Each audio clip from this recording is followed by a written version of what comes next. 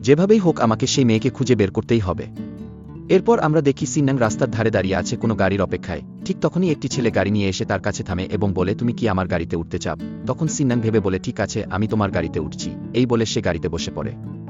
এরপর সেই ছেলেটি যখন সিননাং এর পাশে এসে সিটবেল্ট বাঁধতে যায়, তখনই সিননাং রেগে উঠে বলে, তুমি কি করছো? এবং সে ছেলেটাকে মেরে গাড়ির বাইরে ছুঁড়ে ফেলে দেয়। তখন সেই ছেলেটি ভয়ে পেয়ে সেখান থেকে চলে যায়।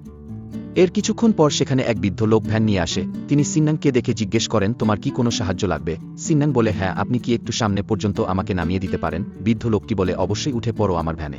সিননাং তখন তার ম্যাজিক ব্যবহার করে এক লাফ দিয়ে ভ্যানের উপরে উঠে মাঝখানে দাঁড়িয়ে থাকে আর বলে, আমি এখানেই ঠিক আছি, আপনি চালান। তখন সেই বৃদ্ধ লোকটি জিজ্ঞেস করে, তুমি এত উঁচুতে লাফ দিলে কিভাবে? সিননাং বলে, ও তো আমি নিয়মিত যোগব্যায়াম করি তাই, আর সেই কারণেই আমার এমন লাফানোর অভ্যাস আছে। তখন বৃদ্ধ লোকটি বলে, আচ্ছা বুঝলাম। এরপর সে গাড়ি চালাতে শুরু করেন।